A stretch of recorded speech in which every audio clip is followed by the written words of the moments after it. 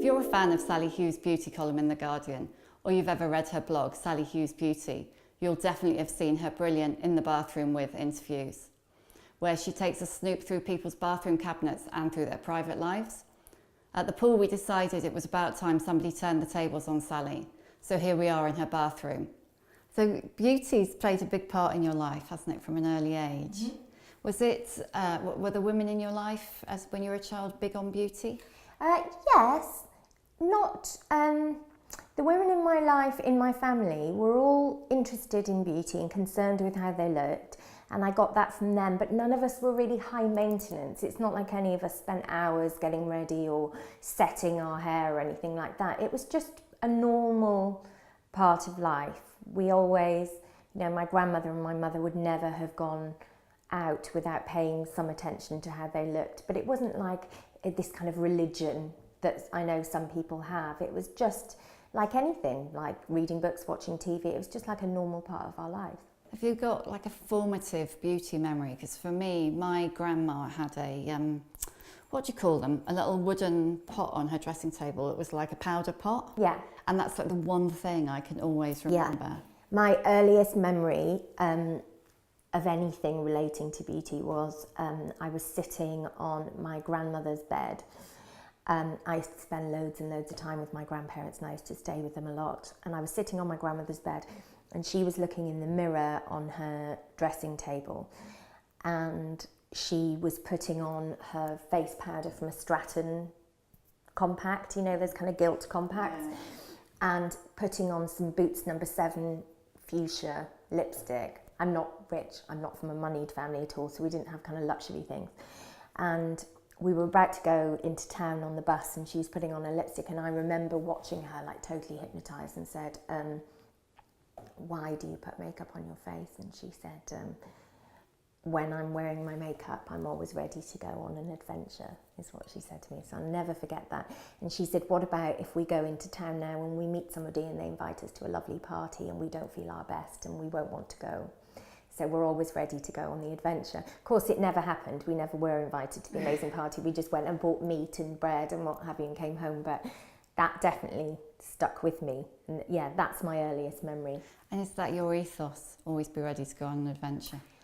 Yeah, I think so. I mean, I go out without makeup tons. I have to say, I'm not my grandmother. Thank God. No, tons and tons. So if I'm going out for a paper, I'm literally just going out for a paper. I don't give a damn.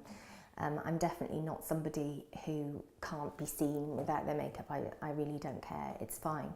But putting it on does kind of make me feel a bit more ready to have fun. Like, I like the getting ready. I like if I'm going out for dinner with girlfriends or whatever, I really enjoy the ritual of getting ready. It kind of puts a spring in my step, makes me feel nice. I love it when I turn up and all my friends are dressed up. I love that. It kind of adds to my sense of fun for the evening. But I can totally go without. For me, that's what makeup is. It's kind of like, who do I want to be today? Sometimes you can't be asked and you want to sit in a onesie and eat a bacon sandwich, and that's fine. And sometimes you kind of want to feel a bit more glamorous, or you need a bit of backbone because you've got a big presentation coming up or whatever. You get to choose who you want to be, and that's why I think it's so powerful. That's one of the things I think I took a really long time to understand that about clothes and makeup. And certainly when I first started going to the shows, and I used to think, why is everybody spending all that money on ludicrous clothes they're never going to wear again after they've been to Milan? And then you after you've done it a couple of times, you think, oh my God, I really need that armour. Yeah, I mean, it's good that you questioned it though, because I do think that it's important that we always question this stuff. Do we need this stuff? And some of it is born from insecurity, and I think that's something I'm always checking in myself. It's like, do I really want this because it'll make me happy, or do I want this because I don't feel good enough without it? And they are important questions, but I think at this point my relationship with fashion and beauty is quite bedded in. I know what it does for me, and it genuinely gives me joy, I think. I mean, I can't speak for you, but when I used to go to the shows every single season, it was just, I just felt fat. Yeah.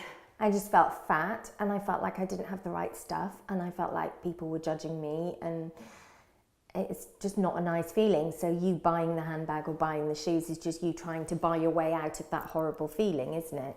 But that's not something I generally feel in life. I'm not somebody who feels desperately insecure in other environments. So my relationship with the whole thing is quite healthy, I think.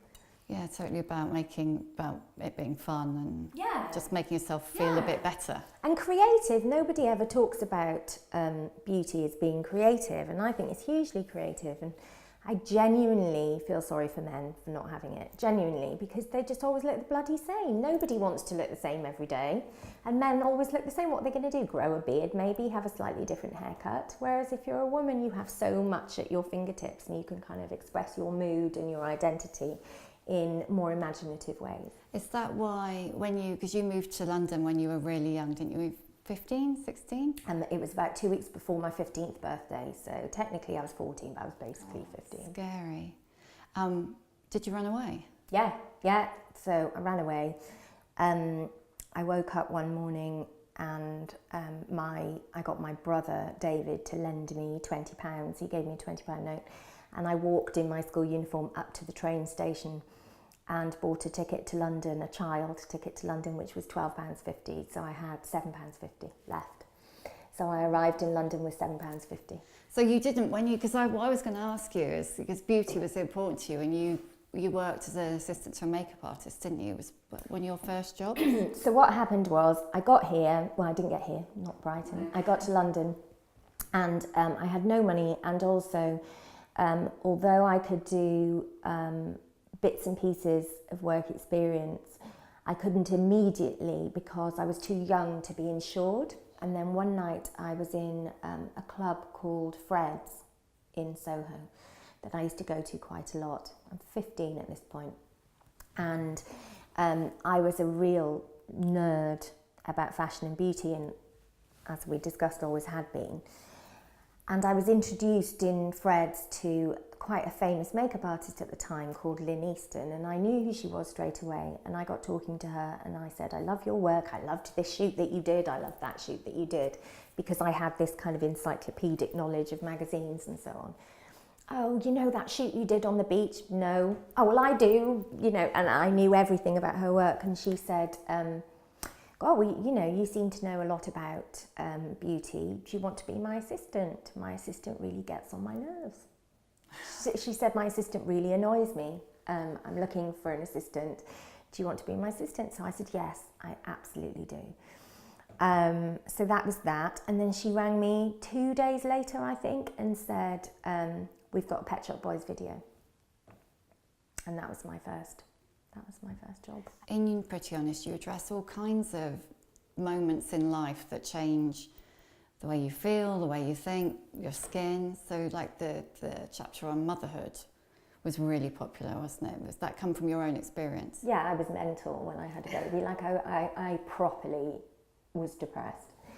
I was so unhappy after I had my first child. My father died as soon as I became a mum, so I became a parent and lost a parent within 10 weeks, I think.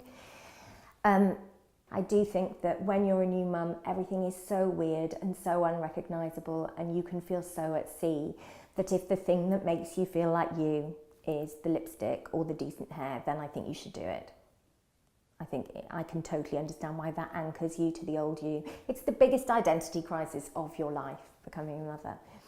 I felt like someone had died. I felt like I had died, and there was this new person I didn't know how to be. And actually, if the thing that makes you feel like the old you is something like that, then I think you should try and do it. Are there any products you've come across that you thought, actually, that's been worth it, that's going to make me not look younger, but better, firmer? I don't know. Yeah. Oh, yeah. No, for sure. For sure. There are definite products that I think make a noticeable difference and that restore. I have to say, I'm not that bothered about wrinkles personally, but I do miss glow. I like glow. So I'm not, I like perky. That's the bit I miss about having very young skin, more than no wrinkles. I'm not really asked about those, but I do like to restore glow. So I like products that give that back. So I do tend to use lots of acids and stuff to restore that. Bioeffect, really, really expensive serum, but you only use it in a short burst. You use it until the bottle runs out. You just use it every now and then. That really, really works. What's really, really expensive? That costs a fortune. It's like £100.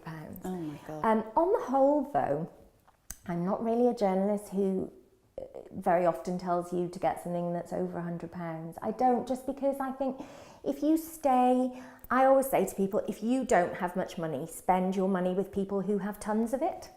So if you don't have squillions and squillions of pounds, actually the research and development at Olay, Nivea, Clinique, Estee Lauder, Clarins, they have so much money to do research.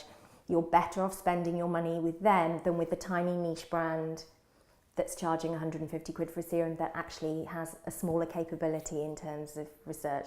So I actually think that kind of department store and even some supermarket can often be more dependable and reliable than the super, super, super expensive things. Which isn't to say I don't like certain expensive things. I love Sunday Riley, for example. Super expensive. That's super expensive, yeah. But in my kind of product stash, you will see loads and loads of more recognisable names, more of that than kind of little culty niche things.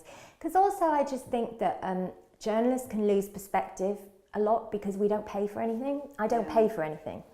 Everything I get is free, and I think you have to, and that's really important to my job. I couldn't do my job if things weren't free. You can only get a balanced beauty coverage if things are free.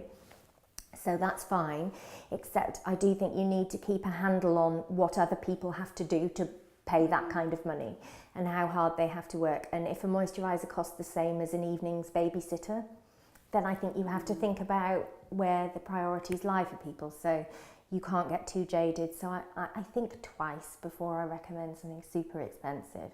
Unless I think it's amazing, I probably look for something a bit cheaper. What are your kind of like base products? What are the products that you use every day, couldn't live without, always go everywhere with? Cleanser. I think that the one thing that you will do for your skin that's more noticeable than anything else is cleanse it properly. If you cleanse your face properly with a cleanser and a flannel, like an oil or a balm cleanser and hot flannel, I guarantee your skin will look better within a week. I guarantee. And you can't say that about many products. Serum, I always use a serum with hyaluronic acid. That's like a definite every morning. My skin's really dehydrated and it just plumps it up. I tend to use Vichy Aqualia Thermal, which is not very expensive. It's about £17. I use that every day. Sometimes I'm testing others and I have to come away from it, but I tend to always go back. Foundations and corrector, Bobbi Brown corrector I always use, always. And on the whole, I think wipes are a bad thing.